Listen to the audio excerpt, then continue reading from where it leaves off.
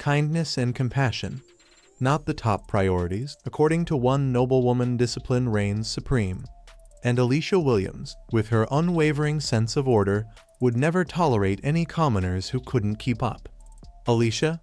Oh, she's the villainess in this girl's favorite autumn game, known for tormenting the heroine. But rather than despising her, our protagonist admired her sharp tongue and relentless attitude. The heroine? Too sugary for her taste, what with her angelic smile and knack for manipulating the prince's feelings. While her friends dreamed of becoming the adored heroine, she knew that if given the chance, she'd much rather be the villainess. And then, it hit her, she is the villainess. Reincarnated as the 7-year-old Alicia, daughter of the prestigious Williams family, she was no longer the meek child she once was. Instead, she saw this as her opportunity to be the most legendary villainess in history. Alicia darted down the hallway past her bewildered mother and maid. Gone was the lazy girl of yesterday. She had big plans, starting with sword training from her brothers. Henry, the stern one, scoffed, thinking it was another whim. Alan, the playful one, laughed it off as typical. Only sweet Albert agreed to teach her if she could complete 100 sit-ups and 50 push-ups daily for a week. No problem, she thought, as she dashed off. Next up, magic. Alicia knew that mastering the arcane arts, especially with her family's dark magic pedigree, was essential.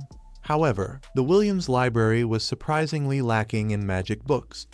Undeterred, she grabbed a book on plants instead, figuring she'd need more than just magic to be the ultimate villainess. She learned about fever-curing herbs, glowing flowers, and flying trees. So engrossed was she in these strange new discoveries that she lost track of time. Who knew botany could be so villainously fun?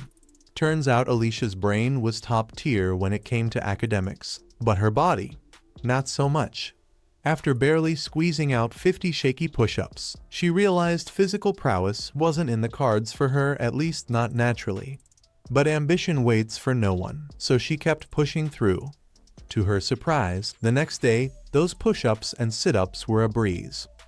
By the end of 7 days, she'd leveled up dramatically: 300 push-ups, 500 sit-ups, and a library's worth of knowledge crammed into her head.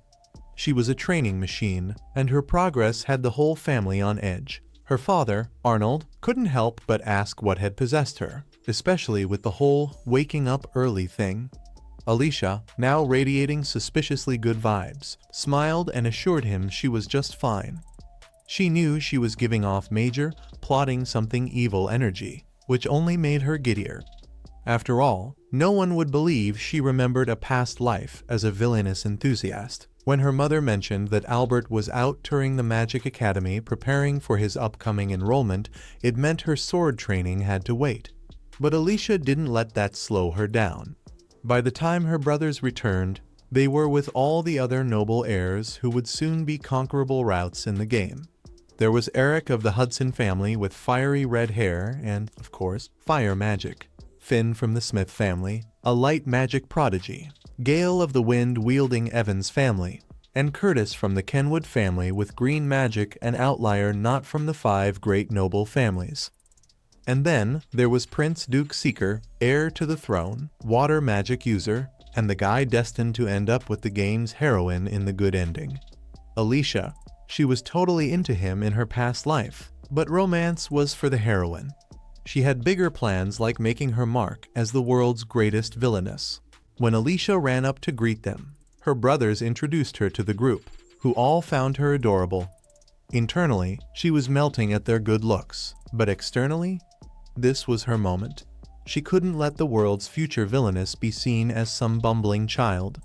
With perfect grace, she curtsied, and the boys were genuinely impressed, especially since her brothers had painted her as a bit of a wild child. Duke, however, was less captivated, more focused on the boys showing off their sword skills. Cue Alicia, reminding them that today was the day they'd promised to teach her. Her brothers brushed her off, clearly not taking her seriously. So, what did she do? She grabbed Albert's sword, kicked a tree, made a fruit fall, and sliced it in half with zero effort. "Don't underestimate me," she declared, now basking in the astonished looks of her brothers. Duke, who had previously been aloof, was finally paying attention, picking up the sliced fruit with a smile. Looks like she'd made her impression. A year into her sword training, Alicia was still stuck in the endless loop of practice swings, all because her brother insisted swordsmanship was pointless if she couldn't hold a sword for hours on end. Honestly, if she weren't on a mission to become the world's greatest villainess, she'd have quit ages ago.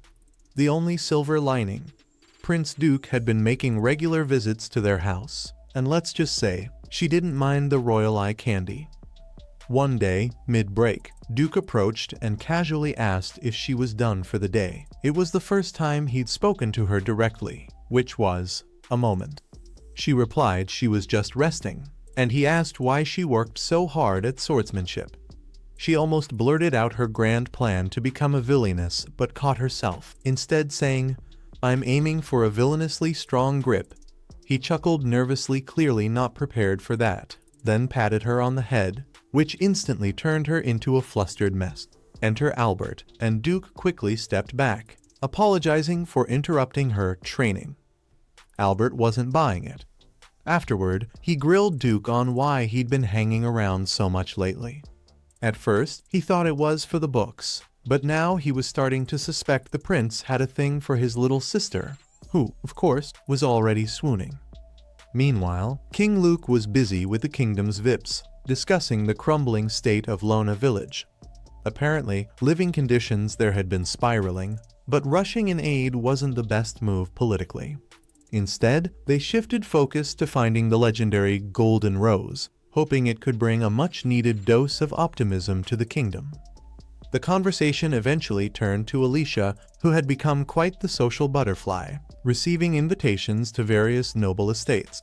Her father, Arnold, still couldn't wrap his head around her sudden shift from being a self-centered little terror to a well-mannered, book-obsessed mystery. At one such tea party at Finn's estate, Alicia walked into the guest room, only to find the whole autumn game cast assembled and a suspicious map laid out before them. Panic set in. Was the plot fast-forwarding to her character's exile already? Before she could spiral, King Luke himself entered the room, asking to speak with her. Seriously, what was going on? The king threw her a curveball, asking what she thought about the kingdom of Durkee's current state. At first, Alicia was confused. Why on earth would the king be asking an 8-year-old about politics? Then it clicked, this was a villainous test.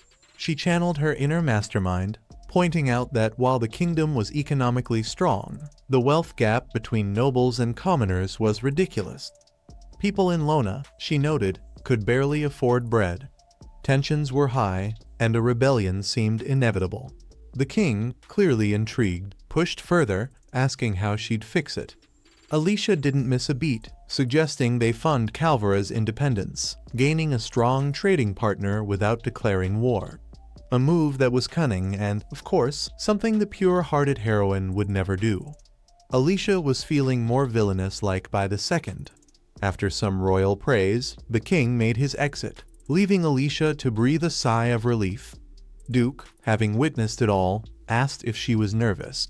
She glanced up at him, thinking, yep, definitely attractive. Elsewhere, Lord Evans dropped the bomb that the Golden Rose had been found. Things were getting real. Meanwhile, Alicia found herself at a dessert table, eagerly stacking macarons on her plate. Duke, who had been staring at her the entire time, couldn't hide his smile. Curtis teased him, remarking that the Ice Prince seemed to have been thawed by an unexpected spring breeze.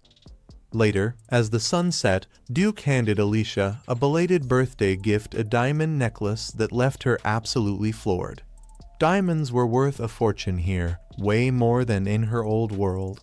She couldn't wrap her head around why he'd gift her something so extravagant. Back at the castle, the nobles gathered to watch the Golden Rose bloom, confirming the birth of the saint, a girl destined to guide the kingdom alongside Duke. But with every great transformation came turmoil, and they all braced for the rocky road ahead. As for Alicia, she was in her room, casually doing squats while wearing her brand new diamond necklace. And even if Duke one day fell for the heroine and demanded it back, she was already planning to look him dead in the eye and say, nope, because that's what a true villainess does. The next day, Lisa is in the library, poring over a map when she notices how close the village of Lauren is. All I have to do is cross the forest easy peasy, right? She muses. Though she had fed the king dramatic stories about the village's grim streets and starving peasants, she admits, those tales came straight from books. I need to see it for myself. There's just one problem. Tell my dad. He'd lock me in a tower. That night, Lisa stages a convincing performance of being exhausted, sneaks out under the moonlight, and ventures into the forest disguised. The darkness unsettles her more than expected, but she reassures herself, the village has a magical barrier, and I've got magic, so I'll breeze through, I hope. Pushing forward, she finds the magical wall and passes through, only to be greeted by a stench so foul it makes her gag. She spots a homeless man lying nearby and whispers, "How did things get this bad?" Before she can dwell on it, a voice asks, "What are you doing here? You're not from around these parts." She spins around, ready for dread, but instead, she feels a strange warmth from the man. He introduces himself as Will, and despite his disheveled appearance, he seems kind. He invites her to his place, apologizing for not having much to offer. Lisa, intrigued by his politeness, asks about his past. Will reveals he once worked in the royal palace but lost his sight and was exiled after angering the wrong noble. Lisa is horrified. How could they do that to you? Will, ever philosophical, replies, "We study history to make today better than yesterday. Books are fine, but if you don't use that knowledge, what's the point?" His wisdom takes Lisa by surprise. "I can't believe someone as brilliant as you was exiled," she says, shaking her head. Feeling a connection, she opens up about her ambition to become the greatest villain in history. Will listens patiently, as if it's the most natural thing in the world. Before leaving, Lisa promises, "I'll be back. You're way too interesting." 2 years later, after practicing her sword skills, Lisa frequently visits Will. One day, her brothers invite her to join them on a city outing. Albert and the boys have recently enrolled in the Magic Academy, and Lisa suspects the heroine might meet Prince Duke there, sparking the beginning of a romance. They visit a plant shop, where she strikes up a conversation with the shopkeeper, Paul, a fellow noble. He proudly explains the healing properties of plants, to which Lisa responds by rattling off facts about a rare herb called Joja, impressing Paul with her knowledge. Finally, they arrive at Prince Duke's quarters, where he playfully chastises the boys for leaving him out. When Curtis asks Lisa if there's anything she desires, she doesn't hesitate. She wants to test her sword skills. But her overprotective father and brothers have slammed the door on that dream. Big Bro is having none of it. She's 10, and hello a girl. Lisa isn't buying it. "There's nothing in the rules about gender," she retorts. "If that's your decision, I want to hear the logical reason." But her brother shuts it down like an email on a Friday night. "Don't bother, I've already decided." Furious, Lisa declares, "I'm not coming back until you give me a real reason," and storms out, channeling her inner villainess. While taking a dramatic palace stroll, Lisa overhears her brother saying, "She's stubborn, but if we keep saying no, one day she'll just do it herself." Their father responds cryptically, "We can't tell her the real reason." Cue Lisa bursting into the room like, "Were you guys talking about me? Spill the tea." Her father gives her the soft parent look and says, "You're still young, my wonderful daughter. You'll find out at 15 when you enter the academy." Lisa reluctantly agrees, but her father whispers to her brother, "Her sword skills are no joke. If she takes the test, things could get complicated. We've got to protect her childhood, for now." Later, Lisa's lying in bed, plotting her villain arc. "I want to be the greatest villain, but I'm only 10. Moping around won't help." She decides to visit old man Will and spill all her secrets. Maybe he can help her level up. Cut to Lisa heading into the dark forest, wondering if Will's home. It's her first time in the village during the day, and she quickly sees why it's not on anyone's travel list. Poverty everywhere. She's horrified by the scene, especially when a man kicks a child hard enough to send him to the if they had one. Lisa's about to jump in when Will yanks her back, like, "I told you not to come here during the day." She protests, but Will shuts it down. "Worry about yourself first. Never come here during daylight." The next morning, Lisa heads to Paul, the local herbalist, asking for Joja plants to heal that injured kid. Paul's curious but doesn't pry and hands over the plants as a gift. He's trying to keep her coming back to the shop. That night, Lisa sneaks back to the village. Will tells her the boy's not fully healed, but her Joja plant mission saved his life. Lisa, feeling powerless, mutters, "What's the point of becoming the greatest villain if I can't act when it matters?" Determined, she vows to go all in on her studies to become history's most legendary villain. The next day, Lisa decides that magic is her ticket to power. While she's at the library talking about her ambitions, a magical aura surrounds her, and surprise, a hidden section of the library reveals itself, packed with ancient spell books. Lisa's mind is blown. This is it, the key to my villainous rise. She learns that reaching level 50 magic is no small feat. Only the 5 great magical families can usually do it, and the highest recorded level is 100. But if the heroine and Duke could beat that, why not me? Lisa places a book on the floor and tries to levitate it. It floats victory, but crashes down seconds later. Frustrated but motivated, she trains like a magic-obsessed Rocky. Days later, Lisa has mastered object manipulation, a level 5 magic skill. She's proud but totally wiped out. Her body's heavy, and a headache starts pounding. Classic magical burnout. Just then, her dad drops in with some royal news. "The king's here to see you." Lisa meets the king, who compliments her, while she wonders why all the important people are suddenly in one room. The king asks, "Do you love this kingdom?" Lisa, caught off guard, gives her honest opinion, criticizing how the nobility works.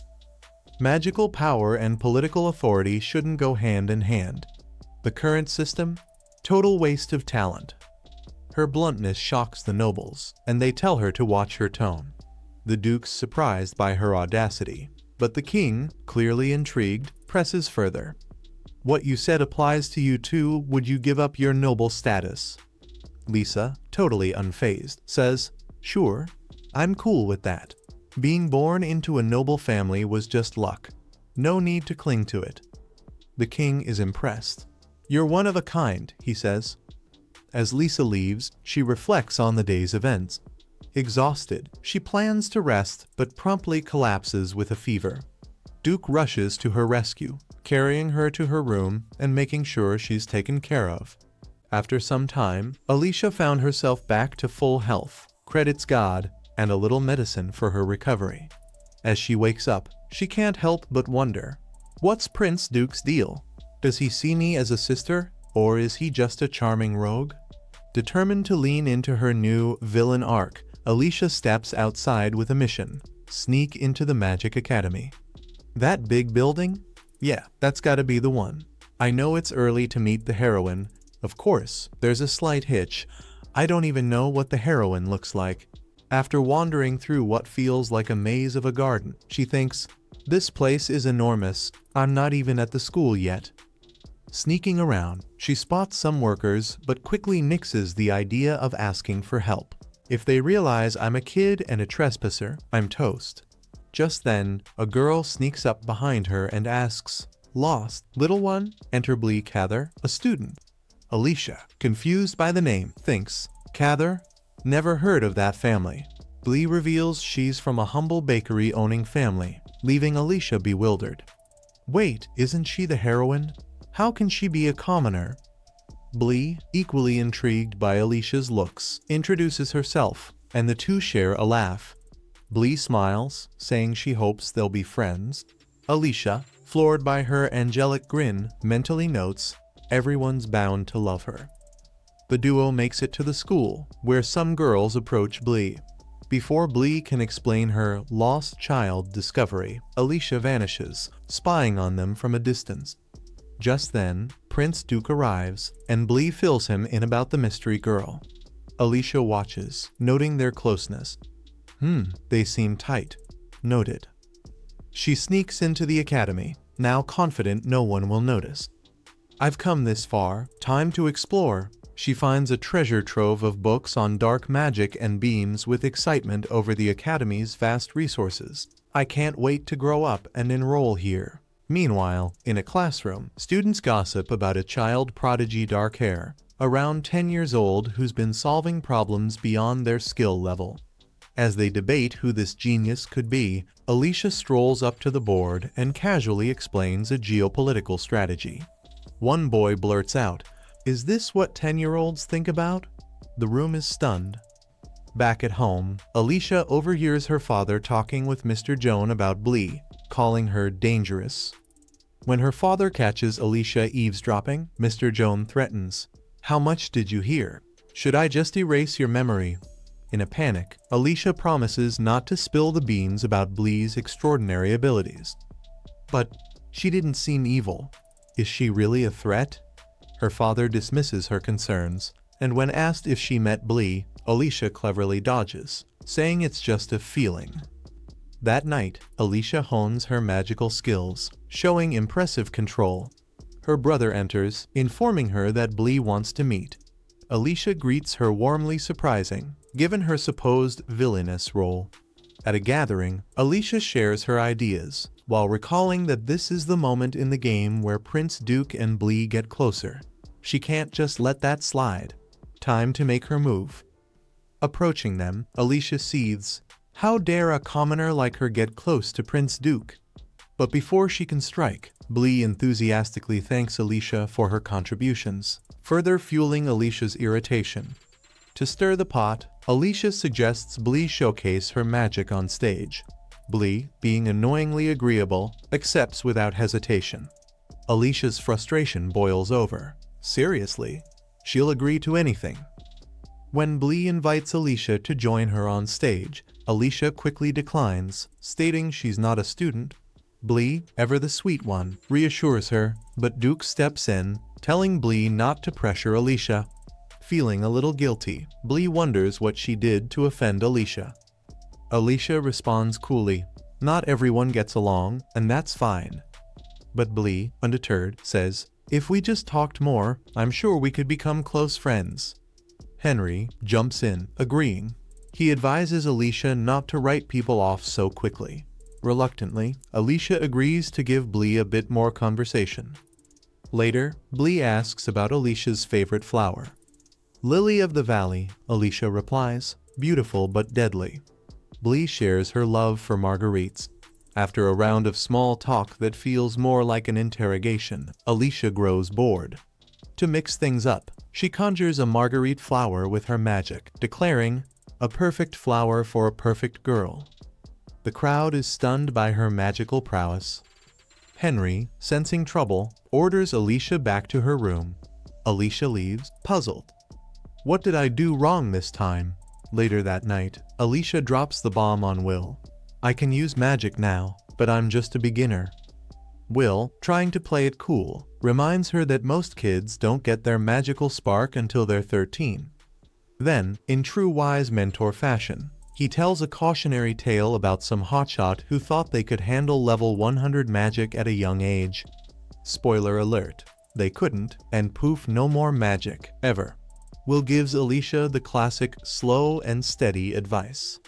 Just then, Jill wakes up, but instead of being grateful, he stays silent. Will explains, "Don't mind him. Jill's had it rough, he's about as social as a brick wall." Alicia, clearly not bothered, remembers Liz's deep life lesson about marguerite flowers being symbols of trust and honesty. Alicia, being teen villain, thinks she's the perfect heroine, and I'm here trying to be the best bad guy ever. In a bold move, Alicia decides to motivate Jill the only way a villainess knows how. "You should just die already. What's the point of living if you're going to hide from everything?" Jill snaps, "I didn't ask for your help." Alicia, in her not-so-evil way, responds, "You don't get it. Keeping you alive benefits me. You're smart, and I can use that. But remember, I'm the villain in this story." Jill, rethinking life choices, throws a pillow at her, shouting, "I won't let you kill me." Alicia smirks. "Good. As long as you fight, I'll keep you alive." I need you useful. Confused, Jill asks, "Why are you doing this?" Alicia answers, "Because I'm selfish. I need your brains for my plan." Overhearing, Jill's father chimes in, "She's odd, but she's got a good heart." Jill, starting to see her differently, says, "You're not what I expected, but thanks. I'll help." The next day at the palace, the king's assistant is surprised. "Wait, Alicia couldn't use magic before? Is she the saintess?" Duke shuts it down. "No, that's Liz. Golden flowers, magical elements, that's all Liz." The king, unconvinced, warns, "Keep an eye on Alicia. We don't want her magic spiraling out of control." Joan and Arnold agree to keep her under strict training. Later, Alicia admits to her brother that her magic got a little wild. He reminds her of Liz's magical display when Duke had to step in. Alicia, competitive as ever, thinks, "I need Liz around. I want a rival." Cut to Alicia in her room, casually showing off her magic by controlling books effortlessly. Joan tells her, "The king wants to fast-track you into the Magic Academy. You're in at 13. Keep it up." Alicia, unfazed, replies, "I've been training every day." Fast forward 3 years, Alicia's summoned by the king. He's impressed. "You've really leveled up." Arnold adds, "She's had perfect control for 3 years. The king asks, "What's your magic level now?" Alicia proudly says, "Level 80. Impressed, the king grants her academy admission, but with one condition: keep an eye on Liz. With the king dropping a bombshell on Alyssa, he wants her to keep an eye on Liz. Alice is baffled, so the king dives into the story of the Saint Girl, a beautiful, pain-immune legend who helps the royal family bring good vibes to the kingdom of Dorcas. He thinks Liz Cather is the modern-day saint, and surprise, he's heard Alyssa has already met her. Alyssa confirms, describing Liz as sweet as sugar. The commander then hands Alyssa some papers about the village of Lana. She reads them and practically shouts, "What is this nonsense?" The commander explains that if Liz is to work with the government as the saint, she needs to have a good head on her shoulders. His genius plan: get Alyssa to mentor Liz into becoming a respectable saint. Alyssa, momentarily stunned, wonders, will this make me the best person ever instead of being, evil? But evil is my jam. Cue the dissenting minister, who objects to Alice's new role, saying it's far too dangerous given the academy's current chaos. The commander fires back, pointing out that Liz's popularity has skyrocketed, turning admiration into full-blown adoration. Still, the minister warns there are critics lurking in the shadows who might stir up trouble. The commander offers Alyssa an out, telling her she doesn't have to play the villain if she doesn't want to. But the word villain triggers something in Alyssa, and she eagerly accepts, declaring she's aiming to be the greatest villain of all time. Later that night, Alyssa spills the tea to her friend Will. When he asks what's in it for her, she casually says, "Oh, nothing, really. I just made the king agree to my terms totally for free. And oh yeah, Gil is coming with me." The scene shifts to the commander, who is debriefing ministers on Alyce's demands, including her insistence on bringing Gil from the village to the academy.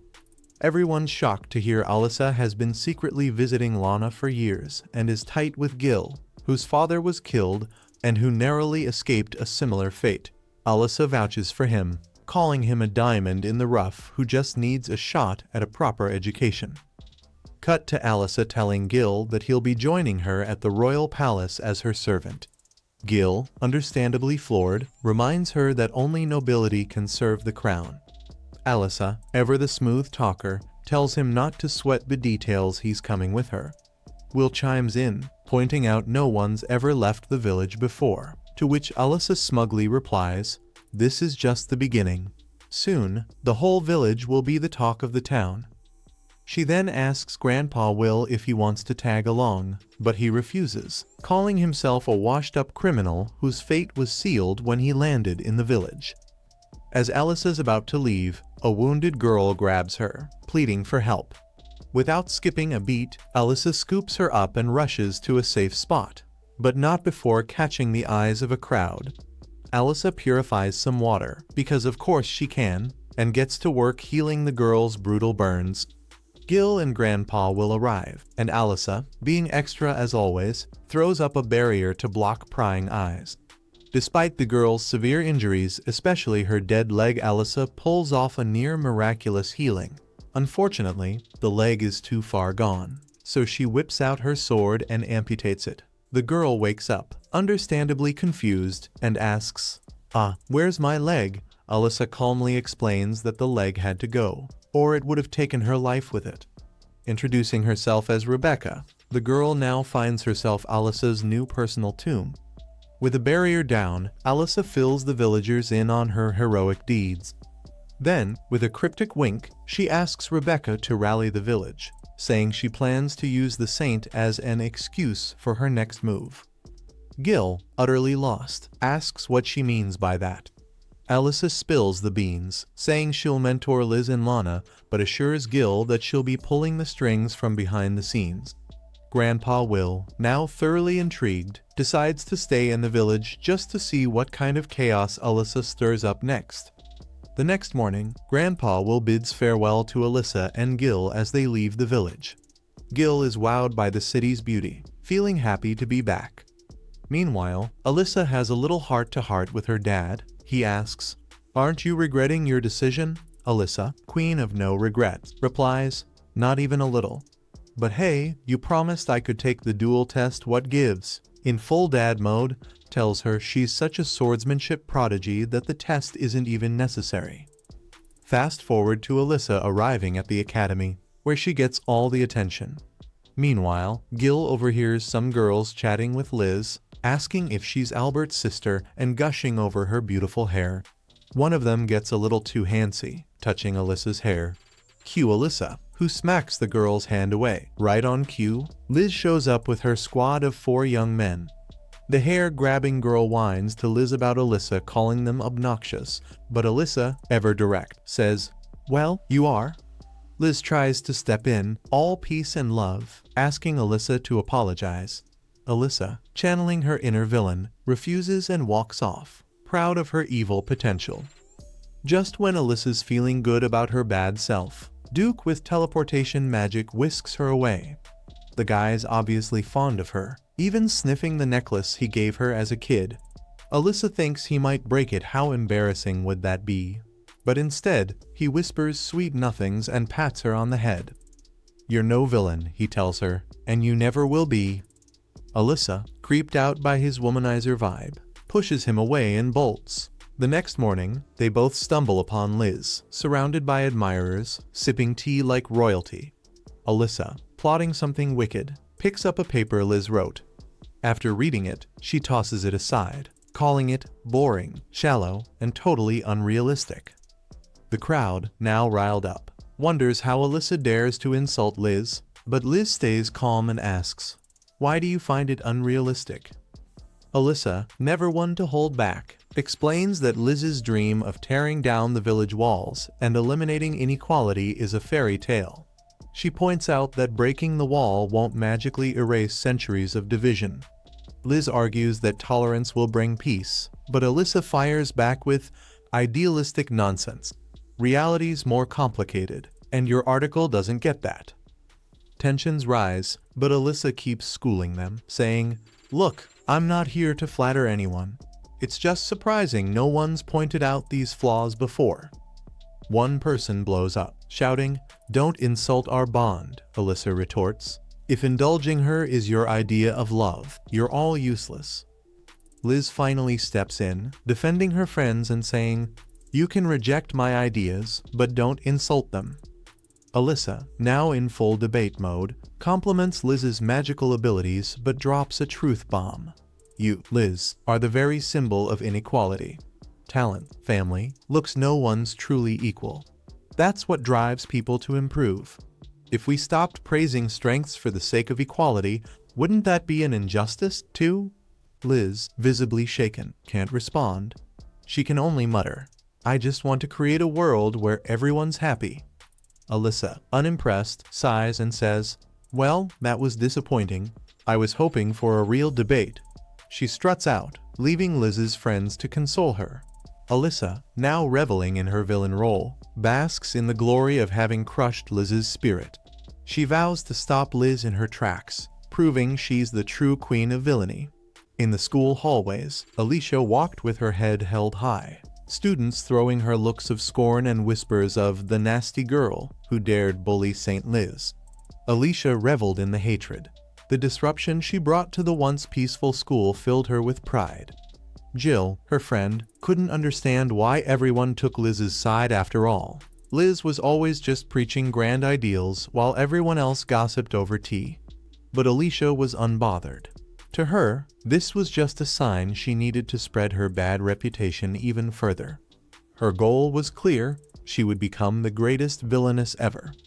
That evening, after checking off homework, Alicia and Rebecca went to Will's house, where Rebecca, who'd been gathering intel from the village, shared the latest.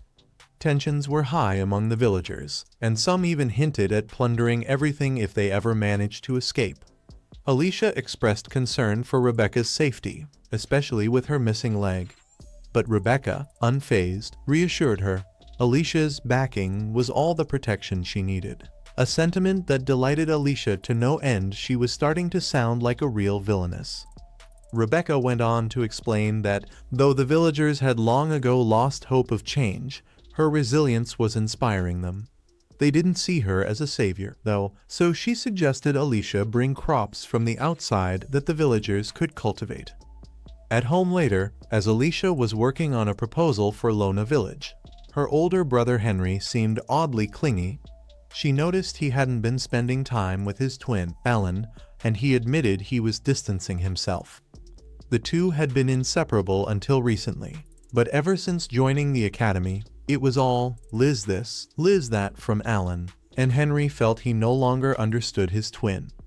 Liz had tried to comfort Henry, but he wasn't falling for her charm. Instead, he came to Alicia, not to praise Liz, but to share his doubts and ask why she kept clashing with the saint. Alicia brushed off any grand schemes, though Henry looked unconvinced. As he left, he handed her an invitation to the king's next tea party where, unsurprisingly, Liz would be present. At the tea party, Alicia's other brother, Albert, warned her to behave. She recognized this event as the Saint test from the game where the heroine could earn Saint points by making the right choices. With Alicia attending, though, it became her personal villainous test, her chance to prove herself as Liz's watcher. As the four siblings arrived, Liz greeted them with a smile, while two of her devoted admirers blushed. Alicia, all smiles but sharp as ever, greeted her with, "How unfortunate for you that I'm here." Finn, watching from nearby, couldn't tell if they were friends or foes. Liz, ever the saint, insisted they were great friends. Alicia disagreed. The king soon entered, thanking everyone for being friends with his son, Duke, and encouraged them to relax. Not that this tense tea party allowed for that. Liz, seated near the king, looked every bit the heroine, and Alicia grudgingly noted she had the nerves for it. For Alicia, this was a real-life saint test. If she was to succeed, she'd need to play her part to perfection. When the king commended her for her sharp insight, recounting how she'd predicted Durin's economic troubles 3 years prior, Liz seemed shocked. She'd assumed Durin's economy was stable. Alicia coolly explained that Durin's production didn't match its consumption, and previous measures were little more than temporary fixes. Knowing this was a test of her watcher role, she kept her composure. Liz proposed an alliance with Durin, but Alicia questioned the logic of aiding a bankrupt country. Liz countered that sincerity was key to helping people, to which her fanboys heartily nodded. Alicia, ever practical, reminded her that good intentions don't solve national crises. Gale challenged her, demanding to know her solution, and Alicia proposed making Durin a vassal state, a plan Liz called cruel, of course.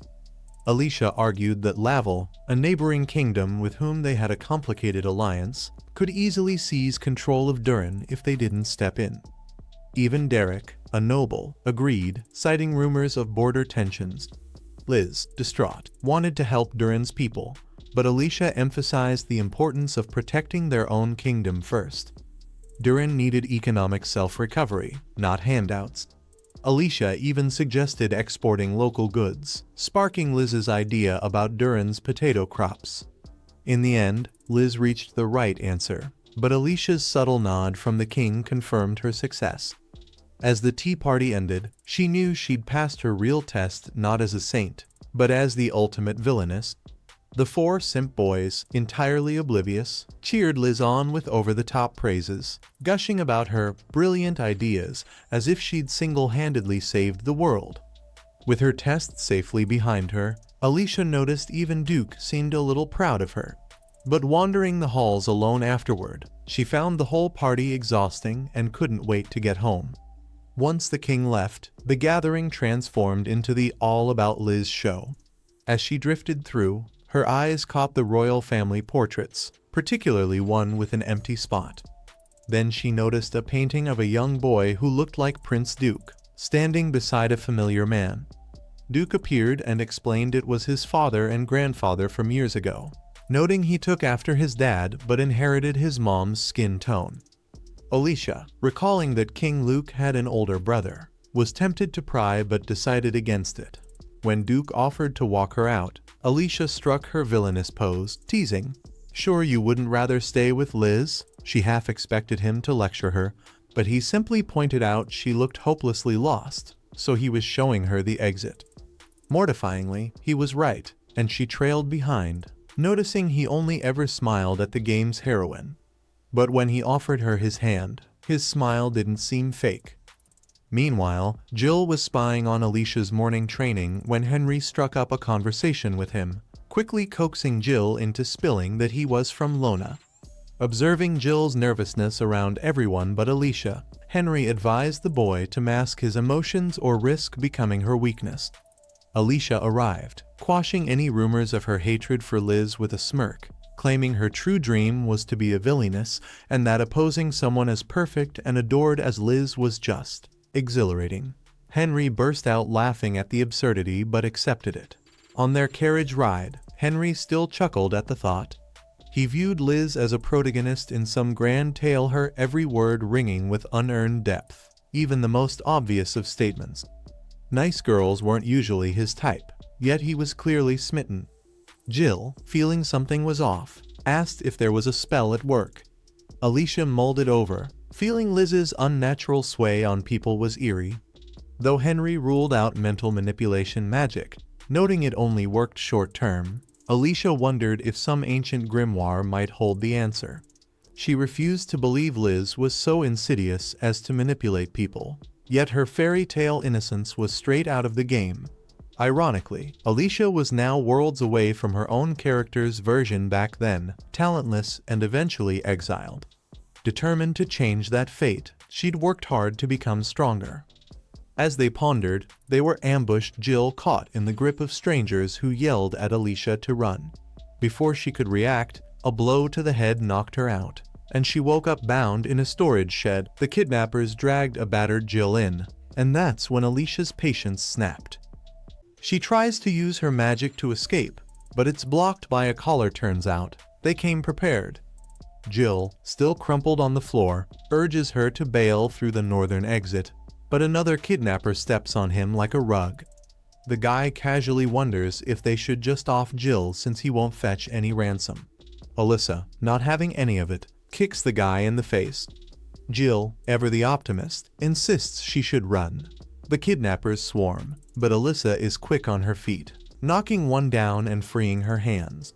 She grabs her weapon and instead of slicing throats, she taps the guy with the back of it. She's got principles, after all. Jill can't help but admire her calm demeanor in the chaos. Another thug pulls out a sword, but Alyssa, ever resourceful, snaps it in half. As he tries to flee, Alyssa chases him down like a lioness on a hunt. Just as she's about to finish him off, Liz swoops in, scolding her for being too violent. Jill shouts from the window that the real enemy is the one running. The distraction allows the man to draw a second weapon, but before he can even swing it, the prince bursts in like a knight in shining armor, saving the day, albeit with a side of drama, since he's injured himself protecting Alyssa. The Duke, barely fazed by his arm injury, brushes it off like it's nothing, while others rush to check on Alyssa. Albert, the ever-dramatic one, is in full protective mode, making sure Alyssa is okay. Liz accuses her of trying to kill a defenseless man, but Jill jumps to her defense, clarifying she was just defending herself. Albert, ever the knightly figure, tells Alyssa she should have tried a little diplomacy, but Alyssa fires back with a question. Wouldn't you fight back if someone tried to kill your family? Albert stumbles over his own chivalry, while Liz goes on about how violence leads to more hatred. Alyssa dismisses her, saying she had no choice but to defend herself. The prince, now visibly annoyed, throws a tantrum and uses ice magic on Liz, declaring that if Alyssa hadn't fought back, the boy would be dead. He chastises Liz for being clueless. Their friend steps in like the grown-up in the room, reminding them that Alyssa's safety is the priority and starts treating her wounds. Alyssa, noticing she's missing a tooth, realizes the seriousness of the situation. Liz offers to heal her, but the Duke cuts her off, saying they don't need her help. He insists on taking Alyssa to his place, where she's so embarrassed, she practically turns into a tomato. She asks him not to treat her like a child, but the Duke, in full overprotective mode, insists he's not leaving her side. Alyssa starts to suspect there may be something more to his concern. Maybe it's not just knightly duty, but something a little more romantic. But no, she tells herself, the prince is the one who's supposed to end up with the heroine, and her heart can't handle the confusion. The next morning, Alyssa wakes up, and surprise, she's in bed with the Duke. She freaks out, wondering how she ended up there, but before she can process, the Duke casually mentions finding her necklace and asks her to come closer so he can put it on her. Just then, Jill and Henry waltz in, acting like it's just another day in the neighborhood. Jill, relieved that Alyssa's finally awake, reassures her he's fine now, thanks to Henry's doctoring skills. Then, in a quirky move, Jill shows Alyssa the tooth she lost, asking if he can keep it as a memento of the day's drama. Apparently, teeth can hold memories, and Jill doesn't want to forget. Alyssa, feeling a little guilty, lets him keep it, though she's still embarrassed. Henry chimes in, encouraging Jill that he'll grow into a strong, capable man. Alyssa, curious, asks who was behind the attack. Henry reveals it was Neil, an academy student and Liz's loyal follower. He had attended the Rose Garden tea party and glared at her like she was the last piece of cake. Alyssa, shocked, realizes she's been played and vows to make sure Neil doesn't get away with what he did. Alyssa said firmly, and Henry, ever the realist, replied, "Last time I saw you, you were pretty much on death's door in the Duke's arms." So, the royal family already gave the Johnsons a slap on the wrist. They even banned taking the magic collar out of storage. But hey, they still managed to bring in outsiders and nearly get a student killed. Alyssa, meanwhile, was thinking, I'm out of moves here. Then the Duke dropped the bomb. I suspect my father's behind this. Jill asked, Wait, are you saying the king ordered this? Alyssa shook her head. Not exactly. I think he saw it as an opportunity to train the saint. The Duke nodded sagely. I tracked down the mastermind, and he spilled. Apparently, a watcher sent by my father told Liz where Alyssa was. It was all about pushing her to grow stronger as the saint. Jill blinked. Is the saint really that important? Alyssa just dropped the mic. Yep. According to legend, the saint saves the kingdom. I'm just here to be the perfect test for her. The Duke sighed. Seems my father's obsessed with the legendary saint. Jill raised an eyebrow. But you're supposed to marry Liz, right? Isn't that how the story goes? Alyssa thought. That's how it's supposed to go. But it's not my fate. I'll be fine with that. The Duke, however, said, Not for me. I make my own destiny. Happiness is something you carve out for yourself. Jill, feeling a little guilty for being blunt, apologized. Sorry, I didn't get why you and Alyssa are so close, especially with Liz around. The Duke was casual. Titles mean nothing to us. We protect Alyssa because we understand. Alyssa, meanwhile, was focused on growing stronger. Level 80 at your age? That's impressive, Jill said. Instead of being the villainess, why not just be the prince's partner? Alyssa responded, I won't just be remembered as someone's wife. I need my own legacy. I have to challenge the saint. It's the only way. Jill sighed dramatically. Poor prince. Just then, one of the maids called her over to her father's office, where he dropped his decision like a bombshell. She'd have to stop playing bodyguard for Liz and leave school until she was older. No way was he going to let his precious daughter run headlong into danger. Alicia, however, was having none of it duty called, and she wasn't about to back down. Her father then hit her with a reality check. Liz was already over level 80 in every element, and as powerful as Alicia was, she couldn't touch that. Still undeterred, Alicia kept pushing, so her father raised the stakes. If she wanted to keep protecting Liz, she'd have to hit level 90. Alicia gulped, realizing she'd dug herself into a bit of a hole, but she accepted the challenge. Determined to rise to the occasion, she locked herself away in an annex, ready to train like a woman on a mission because now it wasn't just about protecting Liz, it was personal. We see Gil hanging around outside Alicia's cottage, where she's been buried in her studies. A maid shows up, bearing food for Alicia, but she's forced to leave it outside thanks to Alicia's magical, no-entry barrier. With no further business at the cottage door, Gil wanders back to join the maids, commenting on how fortunate they are to have such tasty food and cozy quarters. The maids, baffled by his enthusiasm for their humble potato fare, listen as he reveals his rough upbringing. Feeling a mix of pity and camaraderie, they pile his plate high with whatever meat, apples, and extra potatoes they can spare. As Gil digs into his meal, he's soon seen alone in the library. No one's going to tell me I'm not capable just because I'm a commoner. Right on cue, Alicia's father strides in, handing him a potion to help him slip through the barrier and get back to his village. When Gil cautiously asks why the old man didn't just kick him out, Alicia's father explains that he's grateful for Gil's friendship with Alicia, as he realizes he can't always understand her. While other girls were playing, Alicia was studying as if her life depended on it, and Gil is the one friend she's chosen of her own accord. The father only hopes Gil sticks around and that their friendship lasts.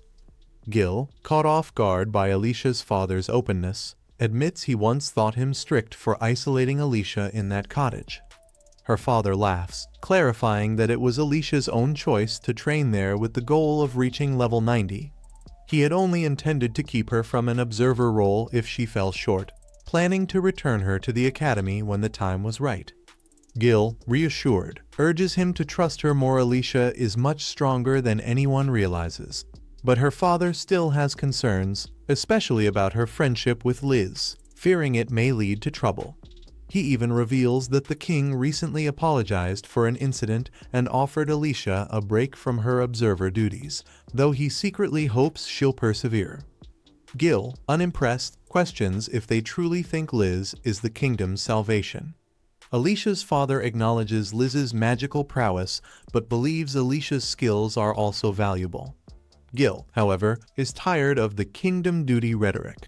He bluntly points out that Alicia is a child being exploited, sharing how she's confided in him about the kingdom's fixation on magic, which leaves non-magical individuals overlooked.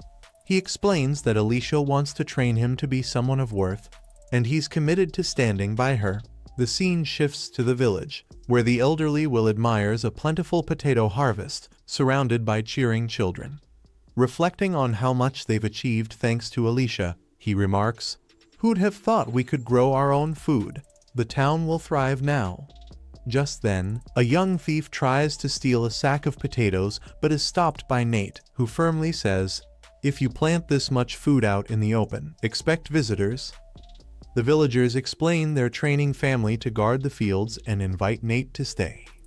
Skeptical, Nate questions if Alicia Unnoble really intends to free their village. To him, it seems like charity work. But a villager stands up for her, explaining that if she only wanted to feel virtuous, she could have handed them food and left. Instead, she taught them how to farm in their climate, giving them the tools to become self-sufficient. Whether they sustain it or not, She's sparked a change they're determined to keep alive. Finally, we cut to the Duke in conversation with the king. The king, surprisingly nonchalant, acknowledges the Duke's recent involvement in Luana's troubles and hands him a book, Alicia's Proposal, which outlines a way to address the region's humanitarian crisis. Originally a prison for criminals subjected to large-scale magical punishments, Luana, as Alicia has pointed out, is an enormous waste of land and magic. The king, admitting past kings have always postponed dealing with Luana, tells the Duke he is the best person to finally take charge of it. The Duke, not missing a beat, mentions that the king's overwhelming list of priorities may actually be holding the kingdom back. He suggests it might be time to place more faith in local governance, clearing the way for quicker, less bogged-down decision-making. The king considers this, realizing that maybe it's time for the kingdom to take a page out of the "let's trust the people" playbook. Sensing an opening, the Duke offers to take on the headache of reforming Luana if Luke's game. Luke consents, impressed by Alicia's flair for political reform at such a young age. He can't help but think it'd be a waste for her to stay on the sidelines. 6 months later, Gil and Henry catch up, and Henry wonders how intense Alicia's training is, as she's still the most talented. Gil recalled watching Alicia train, remembering how she once said she would never catch up to Liz Cather. Despite that, Alicia was determined to get as close as possible to Liz's level of power, even if hard work never seemed to truly pay off. Henry was taken aback by how far his little sister was willing to go to compete with Liz, especially since Liz was a true prodigy, able to cast multiple complex spells at once. Still, Henry believed Alicia could eventually rise to Liz's challenge. One day, Duke became downcast, hearing that Alicia still hadn't returned. Students began whispering, claiming that Duke must be miserable because he hated Alicia so much, worried she might come back to the academy. Hearing this, Henry glared at them. He hated how the students misunderstood Alicia, spreading rumors instead of supporting her. If they didn't stop, he'd personally see to their expulsion. Curtis arrived, teasing Duke not to be so intimidating, as school life should be healthy and cheerful. Henry commented that no matter how hard he tried to clear up the bad rumors about his sister, no one believed him, they just thought he was being a good brother. Curtis brought up the rumors about Alicia visiting Duke at night, and Duke sighed. Had he known the kind of gossip that would follow, he would have avoided it altogether. Liz appeared, noticing Duke's gloomy expression. She suggested some tea and pastries to cheer him up, but Duke was annoyed hearing the boys behind her praising her treats. The girls behind them went on about how great Duke and Liz looked together, implying that with Liz around, Duke could forget how troublesome Alicia was. This only made him more frustrated. Liz tried offering him a cake she'd put her heart into making, but Duke turned her down, saying he wasn't in the mood before walking away. Eric reassured Liz, and Albert joked that Duke might be upset because of his stupid sister. Liz, however, was confident she could bring back Duke's smile, much to the delight of the boys. As more girls gossiped about Alicia, Duke glared at them, but Finn casually guided the prince away, commenting on how interesting things had become. Finn noticed how the girls, who had once hated Liz, were now all about her, even though they used to bully her. Duke didn't comment, continuing to leave the scene. Curtis thanked Finn for helping de-escalate things. He was struggling to keep the student council together, while Finn seemed to enjoy watching everything unfold. By the water fountain, Duke instructed a mysterious pink-haired girl named Mel to investigate Liz, suspecting there was something behind her ability to make everyone adore her. He also wanted her to look into Lona. 2 years later, Henry gave Gil some sweets to help her focus. With less than a year until Liz Cather graduated, Henry assumed Alicia would have met her father's conditions by now. On Alicia's 15th birthday, her father tried to talk to her about returning to the academy, but she turned him down, saying she was just getting to the good part. Then, a maid announced Alicia had completed her training. Gil rushed to the annex, finding the barrier gone, and inside, he saw Alicia, who marveled at how much he'd grown. Alicia sitting at home when Jill enters the room. Alicia immediately remarks on how much he has grown and matured, confessing that she barely recognized him. Embarrassed, Jill admits it's been a long time and fumbles to find the right words. With a reassuring smile, Alicia gently places a hand on his shoulder and suggests they head to Luana village together. He agrees, and they set off. As they walk through the forest, Jill couldn't understand why Alicia was so determined to visit the village before even seeing her own family. Alicia shrugged it off, saying she'd learned everything she needed to during her 2 years away. When they arrived, Alicia was amazed to see how much the village had improved, with everyone working together. Nate, the village guard, approached to thank her, crediting her efforts for the village's prosperity and for sparing the children from starvation this year. Despite his gratitude, it was clear he didn't fully trust her. Alicia, ever composed, welcomed his wariness. Nate's demeanor shifted, accusing her of returning after 2 years to toy with Rebecca and the villagers for some noble's amusement. Jill tried to explain, but Alicia interrupted, challenging Nate to a duel to test their abilities. Nate hesitated, reluctant to fight someone who looked as delicate as Alicia, but her sharp taunts pushed him into action. A crowd gathered as the two clashed, and to everyone's astonishment, Alicia easily defeated Nate. While some villagers accused her of cheating, Nate silenced them, acknowledging her skills and confirming the duel had been fair. Alicia explained her victory with calm confidence. She had been raised as a noble, with endless time and resources to train, as well as skilled brothers to learn from. She pointed out that if Nate had enjoyed the same privileges, the match could have ended differently. Nate, still skeptical, questioned why she was telling him this. Alicia clarified that she wanted him to learn from her, especially since he clearly cared about protecting people, like Rebecca. Their exchange was interrupted by Will, who called Alicia as reckless as ever. She ran to embrace him, revealing she had mastered dark magic up to level 91. Before Will could object, she cast an ancient spell that transferred one of her eyes to him. Will was shocked and distraught, but Alicia remained firm she wanted him to see, knowing he'd never ask for such a sacrifice. For the first time, Will looked upon Jill and the villagers, marveling at their faces. When Alicia returned home, her father was horrified to see her missing eye, fearing she'd been injured during training. Upon learning she had given it away willingly, he was overcome with disbelief. Later, in his office, Alicia reassured him she wasn't the delicate, privileged girl he wanted her to be, but was determined to live her life her way. Though still worried, her father congratulated her for surpassing level 90 and granted her permission to continue her role as Liz Cather's watcher. Jill gave Alicia a beautifully crafted eye patch, which inspired her to create a striking outfit to match.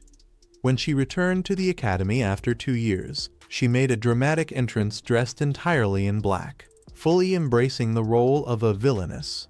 Jane, one of Liz's devoted followers, wasted no time confronting her, mocking her bold attire and claiming Alicia could never compare to Liz. Alicia calmly agreed that inner qualities mattered most, but she called out Jane's hypocrisy. Jane had just criticized her appearance. When Jane retaliated, accusing Alicia of being filthy inside and out, Alicia delivered a ruthless critique of Jane's disheveled hair, crooked ribbon, and ill-fitted skirt, suggesting Jane's own inner self was on full display. Jane tried to excuse herself, saying Liz assured her she was perfect as she was. Alicia pressed further, questioning why Jane hid her eyes with her hair and why Liz had never complimented her freckles. Liz arrived and was surprised to see Alicia. Jane played the victim, accusing Alicia of insulting her, but Liz reassured Jane of her worth before turning to Alicia for her side. Alicia laughed, freely admitting her remarks were true and declaring herself a wicked woman. Liz brushed off Alicia's confession, wanting to reconnect. She admitted regretting an incident 2 years ago when she'd acted on assumptions and restrained Alicia. Liz thought Alicia had stopped coming to school because of that moment, but Alicia corrected her she wasn't the type to dwell on pity or sympathy. What truly surprised Alicia was Liz's admission of regret. Liz explained her belief in her duty to bring happiness to everyone, fueled by her unshakable optimism. While her words inspired the crowd, Jill privately dismissed them as naive. Alicia bluntly told Liz that her streak of good fortune wouldn't last forever. Then, leaning in, she whispered, "Tell me the truth, don't you hate me?" 2 years ago, Alicia had suspected the truth. Liz's decision to restrain only her during that critical moment spoke volumes. With her talents, Liz could have easily immobilized both Alicia and the assailant simultaneously. Now, as Alicia confronted her, Liz trembled, unable to deny the malice in her past actions. She tried to refute it, insisting that the saint could never harbor such feelings, but Alicia pointed out that Liz couldn't even recognize her own hatred. Alicia challenged Liz to take being good seriously if she truly wanted to embody the role. To her, Liz was all talk, delivering hollow promises without ever taking meaningful action, yet somehow always securing a happy ending in true opportunistic fashion. This had always irritated Alicia. How could Liz dream of saving everyone without a concrete plan? If Liz wanted to make a difference, Alicia demanded she stop hesitating and start following through. Jane, watching the exchange, demanded to know what Alicia had done to leave Liz visibly shaken. Alicia dismissed her concern, simply stating she didn't want Liz's so-called saving.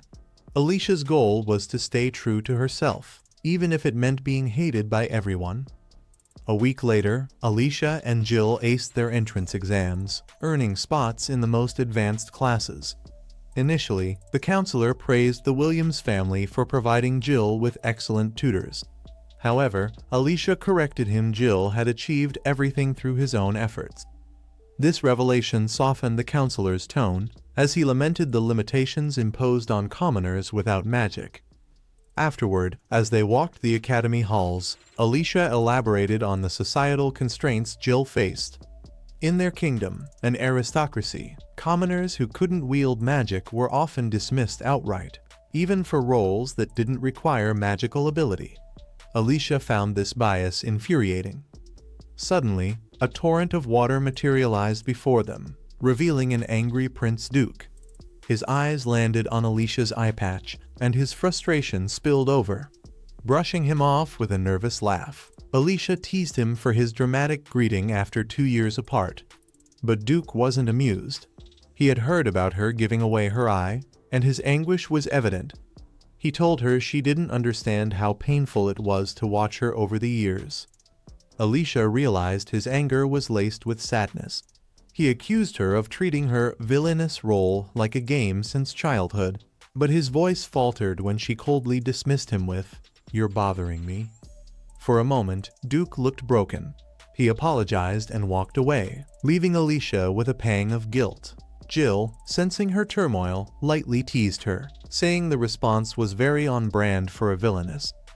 Alicia took it to heart, reflecting on her actions. Sparring with rivals and exchanging witty barbs was one thing, but trampling on the emotions of someone who genuinely cared for her, that was crossing a line. Deep down, Alicia knew she never wanted to see Duke's face so distraught again. Whenever he looked at her, her thoughts seemed to scatter, leaving her flustered. Why couldn't things ever go right between them? Outside the window, Mel had been watching everything unfold. Shaking her head with a smile, she called Alicia a clumsy villainess. The episode begins with Alicia and Jill at the academy. Jill casually suggests they skip class and sneak out, but Alicia declines, explaining that skipping would make all her hard work meaningless. She heads to the lecture hall, greeting her peers, only to be met with surprise. The students question her presence, and Alicia reveals she's joined their class, having found the lower-level lessons far too easy and dull. Her blunt confidence, however, comes across as arrogant, irritating her classmates. Liz steps in, urging the class to stay calm. While Alicia's words were harsh, Liz insists isolating her is wrong and encourages everyone to welcome her instead. Liz then greets Alicia warmly, but to everyone's shock, Alicia pointedly ignores her and chooses a seat far away. After class, Liz approaches Alicia, inviting her to lunch. Alicia coldly refuses, stating she has no intention of befriending her. Undeterred, Liz presses on, saying she genuinely wants to start over and share stories. Alicia, taken aback by Liz's kindness, silently marvels, is this girl even human? She must be an angel. Despite her admiration, she declines, blaming her bad mood, and walks off with Jill. Later, in the garden, Alicia reflects on her role as the villain. She admits it feels wrong to compare herself to Liz, the heroine, but also questions her feelings for the Duke. Jill suggests distancing herself to gain clarity, but Alicia refuses, saying it would feel like running away, something a proper villain would never do. "I want to be the perfect villain," she declares with determination. The focus shifts to Liz and others at lunch. Meanwhile, the Duke sits alone, deep in thought. Alicia notices his somber mood and approaches to apologize for her previous harshness. Fully embracing her villain persona, she confidently steps closer, grabs his chin, and declares, "Listen up. I'll never watch someone I care about from afar. I'll protect them openly, with my own hands." The Duke, taken aback, laughs and promises not to hold back anymore, challenging her resolve. Their moment is cut short when someone requests the Duke's input for the upcoming music festival. As he excuses himself, Alicia finds herself unexpectedly pleased. Even minor interruptions seem to fuel her ambition to be the ultimate villain. Later, a fellow student apologizes and invites Alicia to follow them somewhere. Alicia coldly refuses, retorting, "I won't follow someone without a reason. Do you think I'd tag along so easily?" When the student fumbles and drops their books, Alicia wordlessly uses magic to lift them, leaving the girl's intentions ambiguous as she walks away. After school, Alicia receives a letter inviting her to the Rose Garden. When she arrives, Jane, one of Liz's sisters, sarcastically thanks her for coming and accuses her of bullying their friend Mara out of jealousy. Jane claims Alicia targeted Mara because she couldn't stand losing to Liz, the virtuous heroine. Confused, Alicia denies the accusations, insisting she doesn't recall any such events. Jane then plays a recording of Alicia's harsh words. Though the recording seems edited and incomplete, it stirs the crowd against her. Alicia defends herself, asserting she's innocent and that judging people based on partial evidence is foolish. Her defiance angers the group further, who remain convinced of her guilt. Suddenly, Carol, another student, steps forward to defend Alicia. She argues that the accusations lack evidence and urges the group to hear Alicia's side. Alicia is startled by Carol's unexpected support. However, Jane dismisses Carol's words and insists the recording is proof enough. However, Mill arrives unexpectedly, holding proof of Alicia's innocence. She plays the unedited recording, which provides critical context missing from the altered version. Everyone is stunned as the full truth comes to light. Mill confronts the group, questioning, "Why are there two recordings that sound almost identical? One of them must be fake. Do you really think an earth magic specialist can't tell the difference?" Mara, trembling, admitted, "Jane ordered me to do it. She said she needed a reason to turn everyone against Alicia. I was too scared to refuse." Jane, now enraged, tries to redirect the blame to Alicia, accusing her of being rude to Liz. Liz is kind and strong for tolerating Alicia's harshness. "Didn't you all say you couldn't stand her either? That's why I felt it was my duty to punish her," Jane declares. But Liz steps forward, apologizing to Alicia. "This is my fault," she admits. Jane protests. "I did it for you. Even if you didn't ask me to, I couldn't just turn a blind eye." Remaining composed, Alicia replies, "You didn't do anything wrong. I understand your reasoning. I won't accept your apology, but I won't dismiss it either." Mill then approaches Alicia and says, "Let's leave. There's so much I want to talk to you about." As they leave the tense scene, Alicia suddenly asks Mill, "Who are you? There's no way you could have recorded that conversation so perfectly unless you knew what was going to happen. You weren't even there." Mill smiles and responds, "I'm your biggest admirer. Your silky black hair, radiant pale skin, sharp words, and fiery, determined eyes, they're magnificent. I also can't stand Liz. She meddles in others' lives, pretending she understands them, and yet people follow her. There's no evidence she uses spells or tools to influence minds, but it's suspicious how most remain silent and compliant. Only a few resist her, likely to avoid trouble. Mill continues, I admired how you opposed Liz in the Rose Garden. You were brilliant. Watching you gives me strength. Before Alicia can reply, the Duke appears, striking Mill lightly on the head. I apologize for the trouble caused by my subordinate, he says. Mill is my personal spy. She's eccentric but a genius with earth magic. Rubbing her head, Mill explains, Earth magic allows sound recording and lets you erase your presence. That's how I recorded the conversation. The Duke adds, I asked her to keep an eye on you, but only occasionally. She has her own duties, and I didn't want her to infringe on your freedom. I love seeing you full of life. But now that you know, I'll reconsider my approach.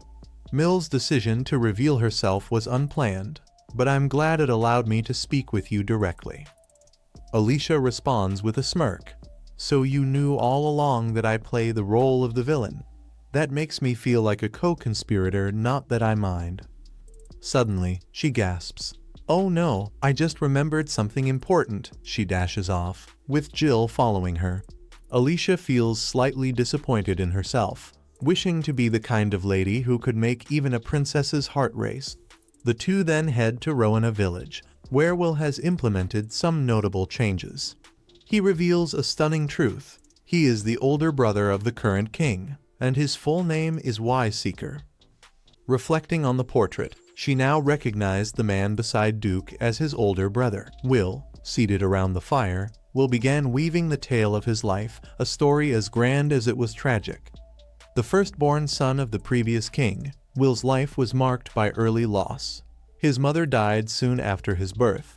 Instead of seeking solace in family, he poured himself into magic, achieving level 80 by the age of 10. A prodigy by all accounts, he humbly believed rulers held a greater power than any mage. Yet brilliance comes with its risks. One reckless experiment led to a level 100 spell that obliterated a castle in a frozen tundra. Though his life was spared, his magic was not. From that moment, the kingdom's hope for an heir shifted to his younger brother Luke, born a year later under unusual circumstances. Will became Luke's steadfast supporter, crafting policies while his brother ruled. It worked smoothly until Will proposed sharing power among the 5 great noble families. Luke, swayed by their mother, rejected the idea outright, leading to a fierce argument. I don't need advice from someone who isn't even king, Luke had shouted. It was the last thing Will heard from his brother before being exiled on accusations of treason, a plot orchestrated by Luke's mother in the shadows. Dumped in the village of Lona, blind and broken, Will awoke to whispers of his supposed crimes. As he touched his gouged-out eyes, realization dawned in a scream. Accepting his exile as the price of his hubris, Will spent years reflecting on his mistakes. While the kingdom recorded him as missing, the truth of his banishment remained a secret known only to a select few. Alicia, ever perceptive, realized why Will was telling this story now. He was ready to confront Luke. With no legal record of a crime, Will could dispute the false charges and, more importantly, ask his brother to free the villagers of Lona. But first, he wanted to apologize to admit he had failed to respect Luke's pride as king. Grateful to Alicia for encouraging him, Will's words left her unexpectedly bashful. Later, as Alicia and Jill strolled across campus discussing Will's aspirations, 3 girls intercepted them, sneering about Liz. They called her a commoner who had schemed her way onto the student council. Alicia countered swiftly, praising Liz's abilities even while disagreeing with her views. Then, she casually pointed out Jill's intelligence as a commoner, which outshone all 3 of them, sending the girls into a huffy retreat. Alicia smirked, confident her villainous points had just risen, while Jill could only sigh. In class, Jane approached Liz with an apology for her recent schemes. Liz, however, turned the moment on its head, apologizing instead for creating the conditions that led to Jane's actions. She then urged the boys to stop excluding Jane, and they agreed, restoring their group's tea-time camaraderie. But Albert, passing by Jane, whispered coldly for her to avoid Liz altogether. Crushed, Jane lashed out at Carol, who had merely been watching from the sidelines. Meanwhile, Henry found Alicia, hinting at trouble brewing. Her eyes sparkled with excitement at the prospect, a reaction Mel overheard before sprinting off to fetch Duke. Henry protested, knowing Duke's fiery temper flared around Alicia, but Mel was already gone.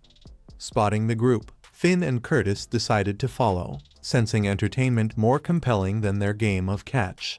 With a dramatic flourish, Alicia made her entrance. Liz confronted her immediately, repeating the trio's claim that Alicia had been spreading malicious gossip. Calm and collected, Alicia dismissed the entire scene as ridiculous, her sharp wit cutting through the tension. If they were going to accuse her, Alicia wished they'd at least gotten creative, maybe used some earth magic to secretly record her. Simple lies, boring.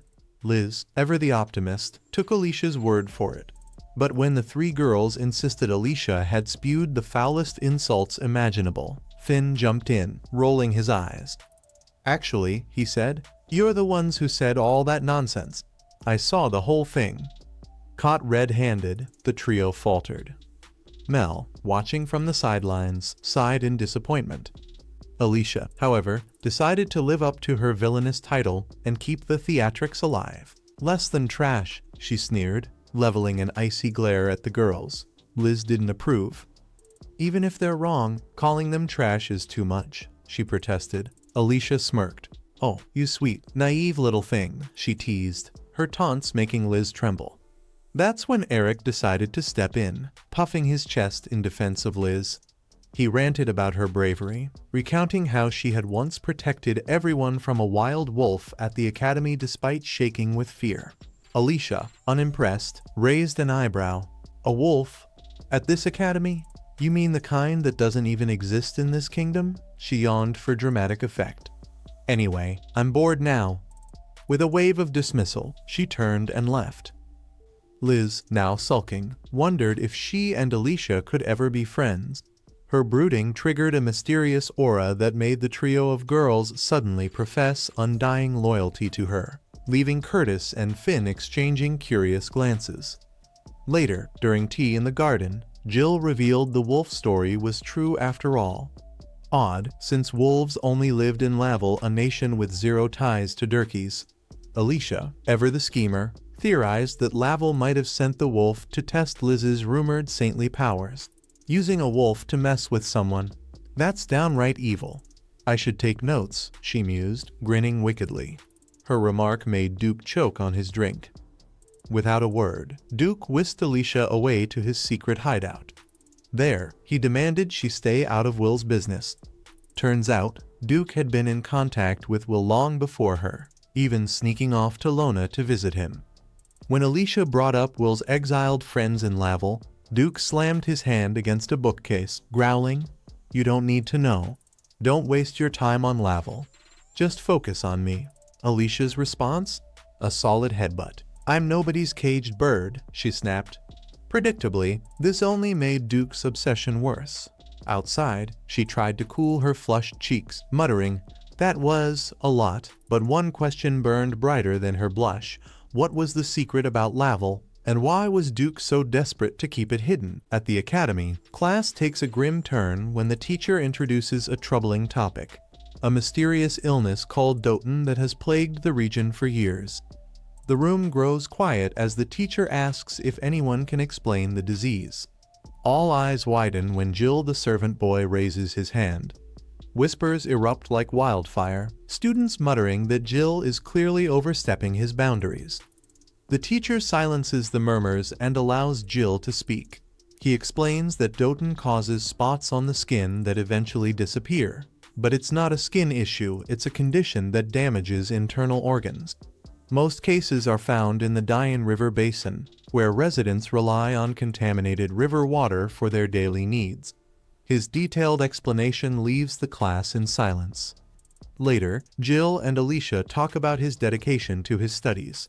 Alicia praises his hard work, and Jill admits he's been studying day and night. Their conversation is interrupted by Prince Duke, who enters the room with his usual lighthearted attitude. Alicia dismisses him, saying they're busy, but Duke insists on staying and learning about Doten.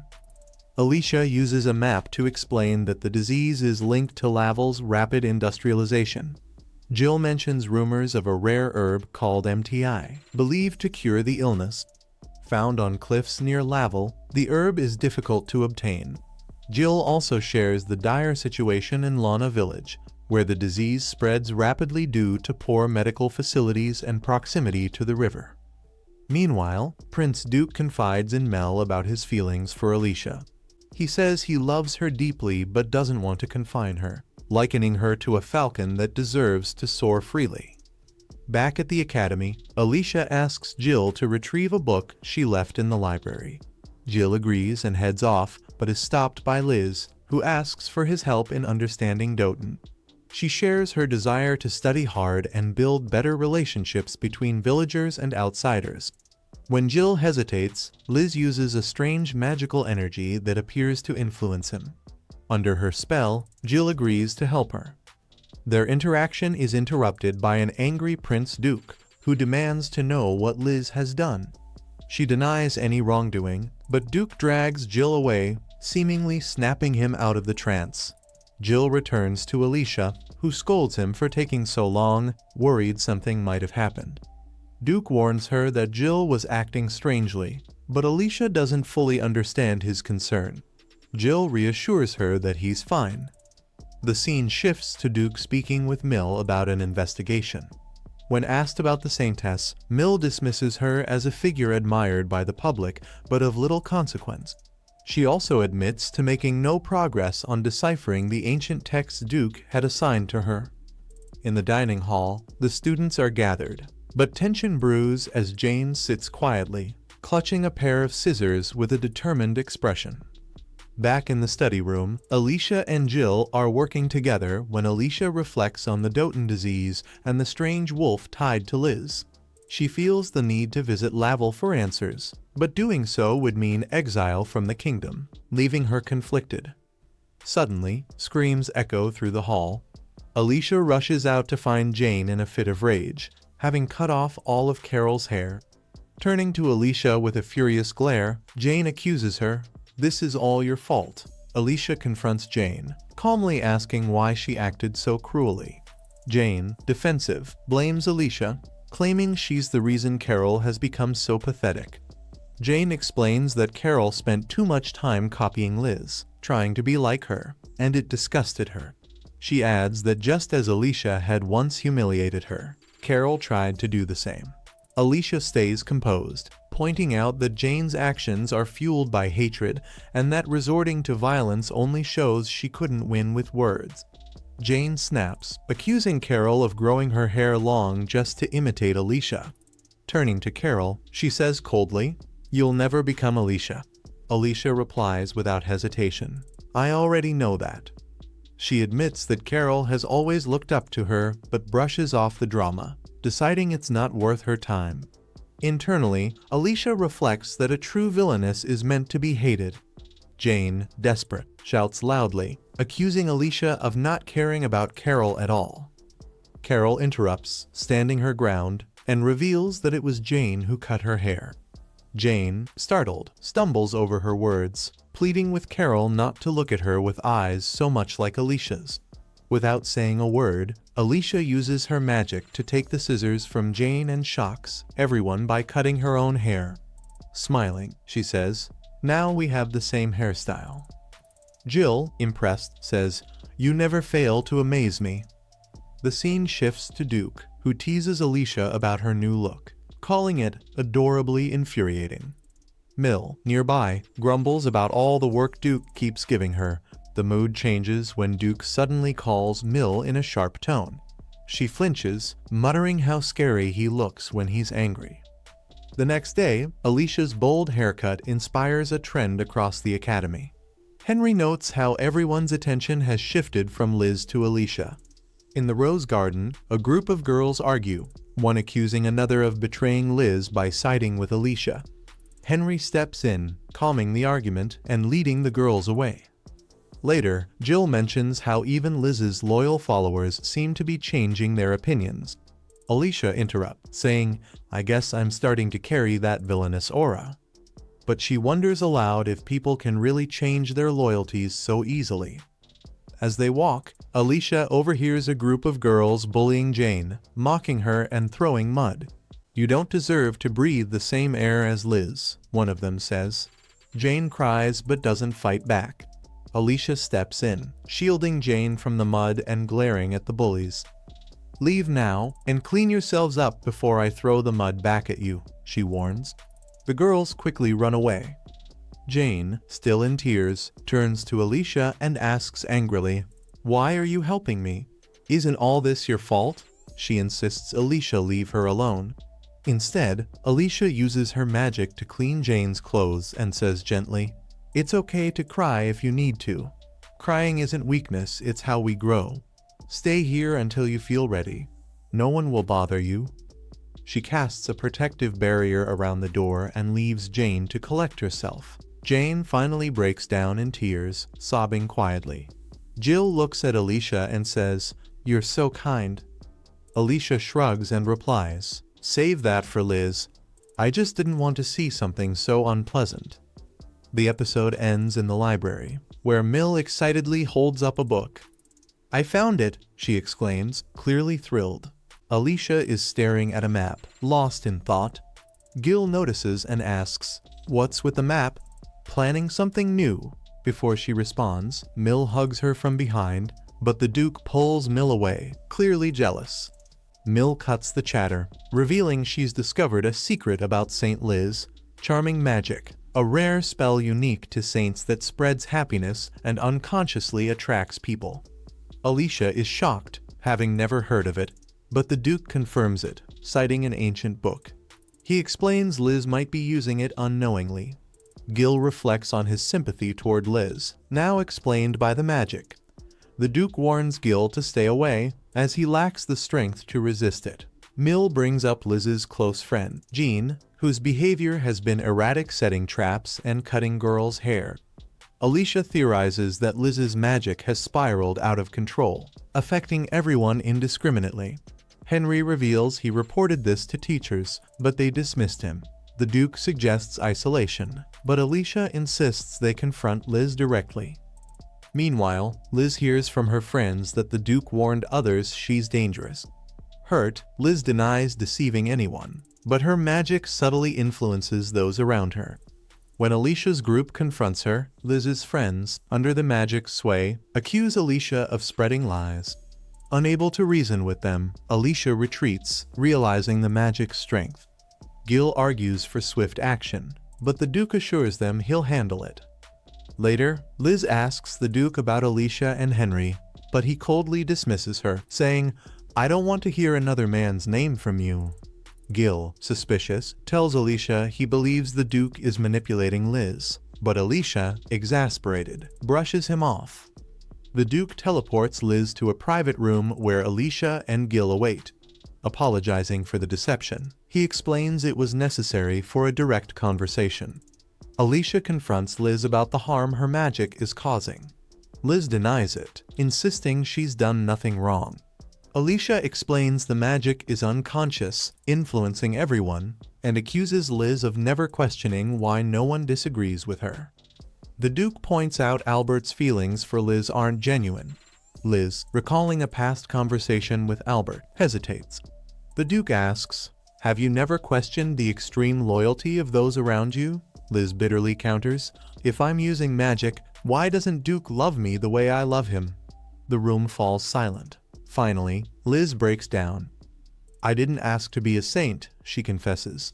"When I joined the school, I was terrified until I met you all. I've been trying to live up to impossible expectations."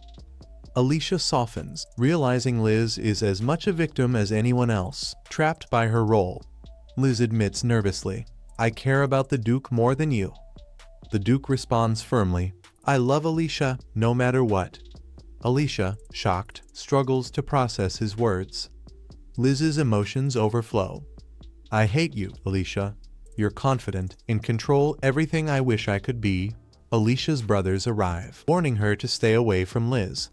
Sensing the rising tension, Gil steps in and pointedly asks Liz, "Were you using charm magic this whole time?" Liz pauses before bitterly admitting, "I tried so hard, but the person I love doesn't love me back. And the people I thought cared about me, they were only under a spell." Mill speaks up. "This all happened because of the choices you made." Liz snaps back, angry. "No one taught me how to be a saint, but everyone kept calling me one. You can't blame me for everything." Alicia, thinking quietly to herself, reflects, as long as the heroine is full of love, she'll find her happy ending. Then she steps forward and says to Liz, "Stop acting like a spoiled child.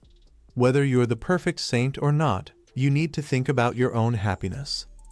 Liz is touched by Alicia's words and smiles a little. As the group thanks her for what she's done, Liz realizes she's no longer pretending to be someone she's not, though she still wants to see others happy. Alicia looks at Liz with newfound respect. "From now on, I see you as a worthy rival. I can't be like you, so hurry up and become the saint you want to be. That way, I can finally get my revenge." Liz smiles sadly. "I'm sorry if becoming a saint bothers you so much, but I've loved you all along." She turns to Duke, her voice calm but sad. "I know you love Alicia, but your charm wouldn't let me let go." Liz picks up a book, surprising everyone by saying, "I'll be borrowing this. I don't have anyone to share tea with anymore, so I'll use my time to improve myself." Gil watches, amazed. Is this really Liz? She's changed so much. The scene shifts to the palace, where the king, curious, asks Duke, "What did you want to discuss at this late hour?"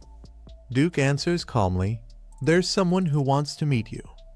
To the king's surprise, Alicia walks in with his brother. The king asks, "Where have you been, and what happened to your eye?" The two talk privately. Gil, watching from a distance, comments, "I thought the king hated grandfather." Alicia thinks for a moment. Maybe he did, once. But why would he hang that portrait on the wall, then take it down later? Something must have happened between the king and his mother. I don't think grandfather is in danger anymore. Duke nods.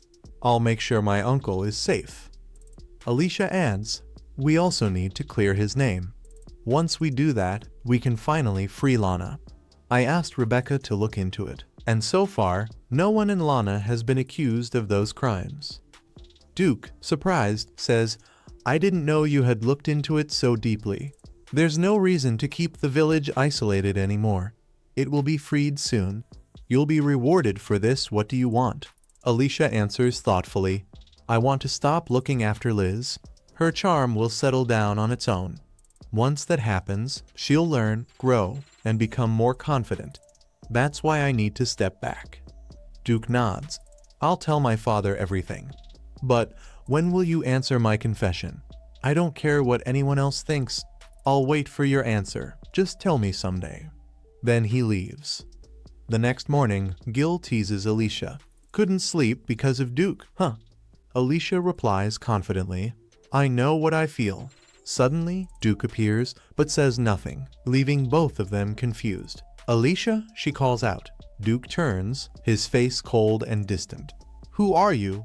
"I don't know you." With those shocking words, the episode ends.